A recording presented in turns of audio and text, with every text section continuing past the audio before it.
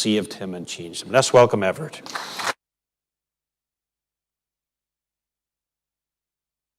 It's a privilege to be here. Last time I was speaking to Larne people was at Portadown last Saturday night when they were beat 2-0. I thought to myself, that will go down like a lead weight. Okay, it's good to be here and to give a word of testimony. But I want to read a verse to you. It's a verse that means a lot to me. And I want to leave it with you this evening. I have 10 minutes and I'm going to stick to that. And it says this, it's found in the book of Revelation, chapter 20, and it's the verse 15. And it says, and whosoever, that means any of us, and whosoever was not found written in the book of life was cast into the lake of fire.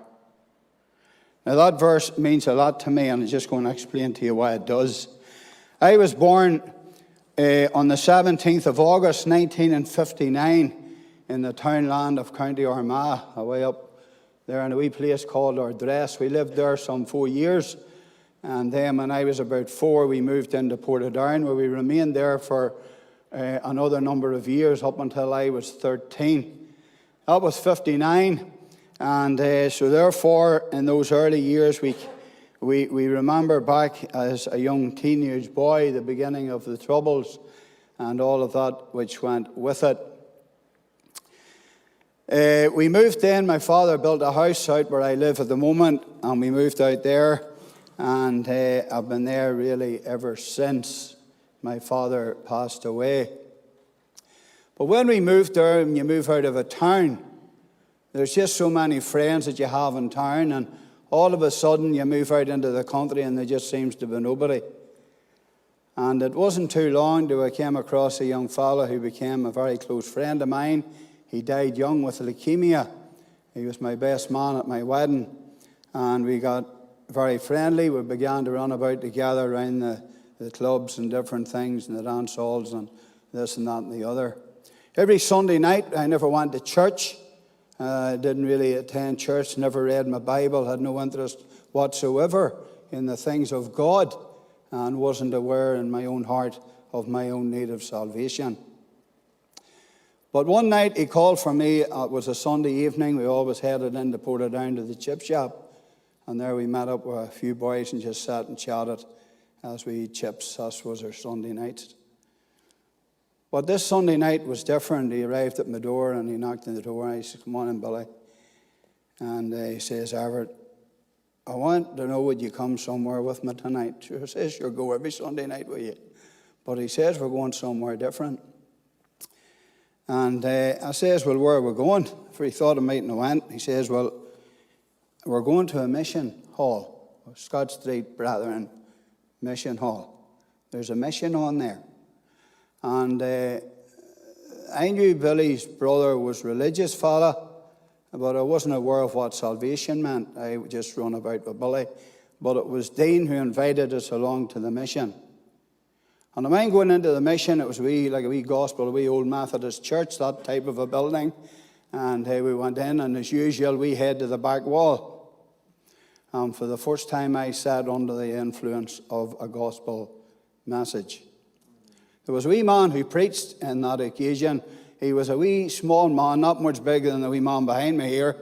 And but he was called Stuart Ewing. He's dead on the way home to with the Lord. Do you know him, brother? Do you know him? No.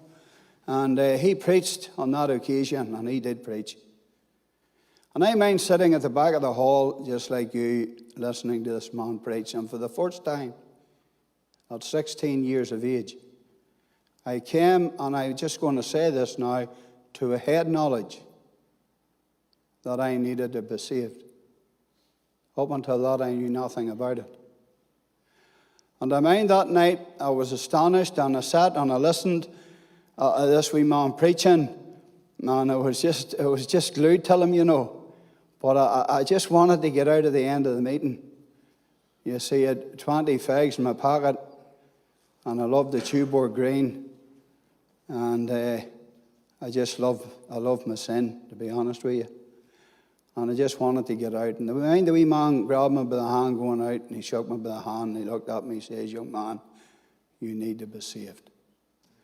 And I went out and got into the car with Billy, and we headed into the chip shop, and I wasn't 10 minutes up the road, but all the things that I'd listened to had gone. The Bible talks about the devil snatching away the good seed of the word. I never set foot in another gospel hall for 6 years. And in that 6 years, I met my wife, Yvonne. We got married. We had a child. And we moved to a place called Larne, where we lived for a number of years before I moved back down to my home place. And I was content enough to live the way I was. But there was a boy across the road from me, called him Ian. And Ian took an interest in my soul. And one night, on the 21st of February, 43 years ago tonight, I was sitting in the house, smoking a cigarette, with my feet in the fire, watching the television. And about 5:45, a knock come to my door. And I went out, and there he was. And he says, "Everett, would you mind coming to a mission with me?" Where me and Stephanie were going to Armagh, Elam. Well, boys, I didn't want to go to a mission. And I was standing in my duds on, and thinking to myself, well, I'm not dressed in. And I mind him looking at me, and he says, "You're making excuses now, boy." And he says, "I don't care what you've on you, you just pull your coat on and come on." So eventually did go. I went to please him. For this boy would have drunk quite a bit.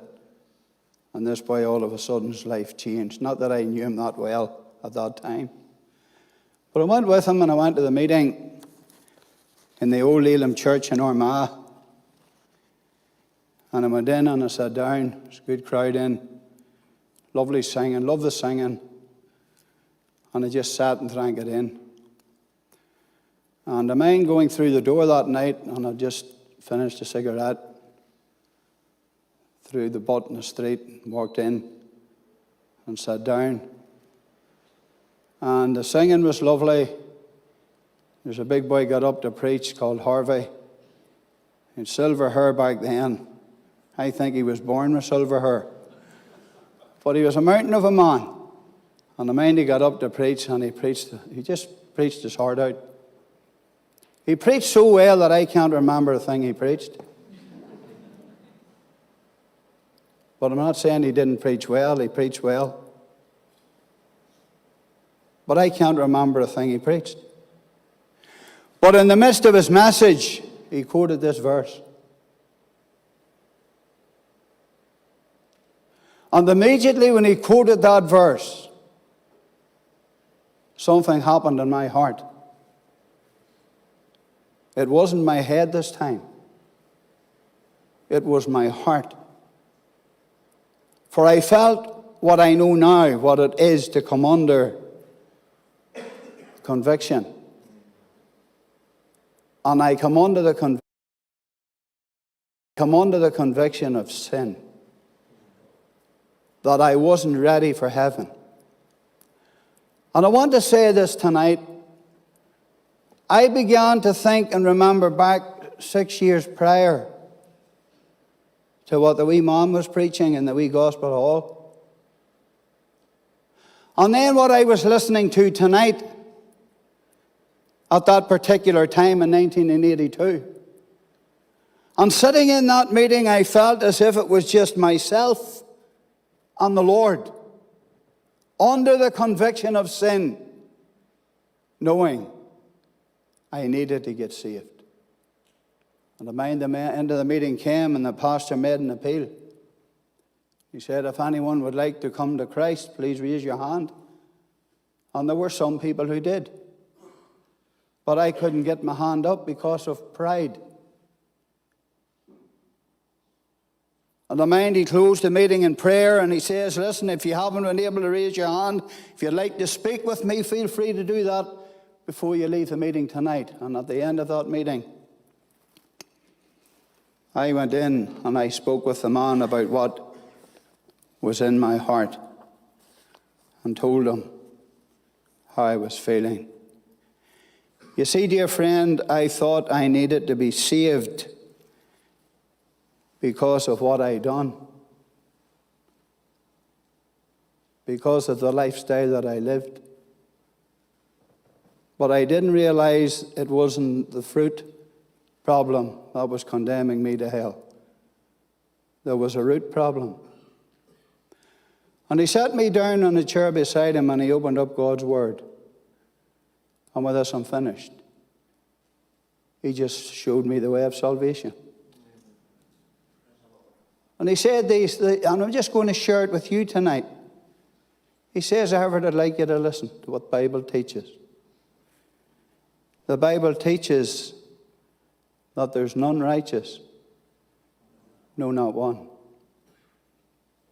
For all have sinned and come short of the glory of God. Whether you're a good person or whether you're a bad person, you're still a sinner. Then he asked me a question. He says, do you know why you're a sinner? I says, I don't.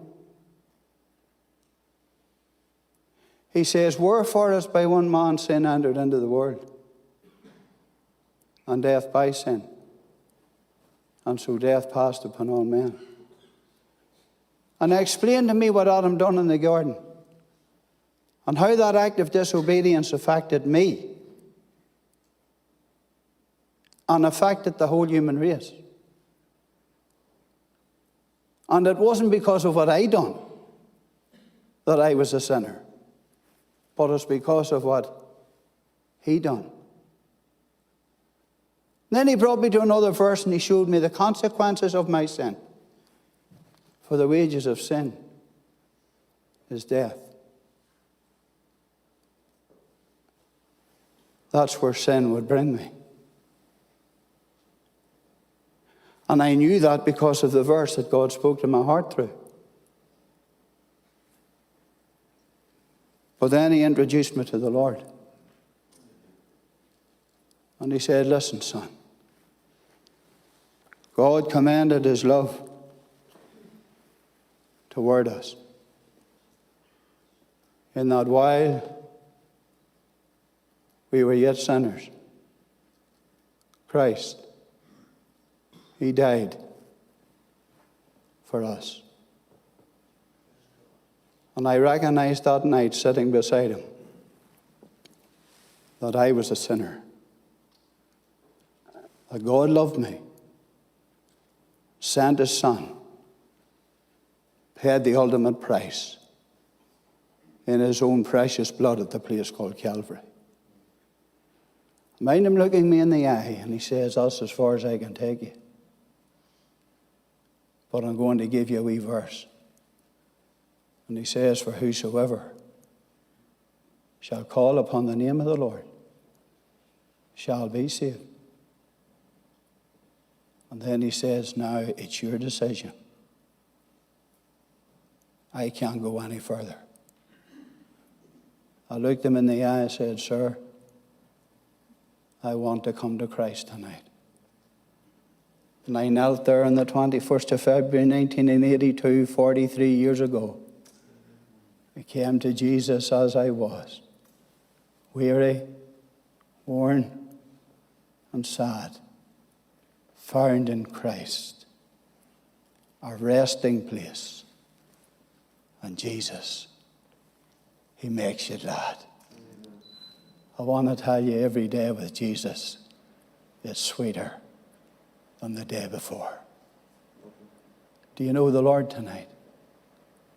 I'm not asking you, do you know about him in your head? Have you ever accepted him into your heart? Do you know tonight, when you lay your head upon the pillow, that if you were to die this evening, that all would be well with your soul? I pray tonight, as you listen to the gospel, that God would challenge your heart and that you might come to the Lord just as I did. May God bless this testimony. Thank you.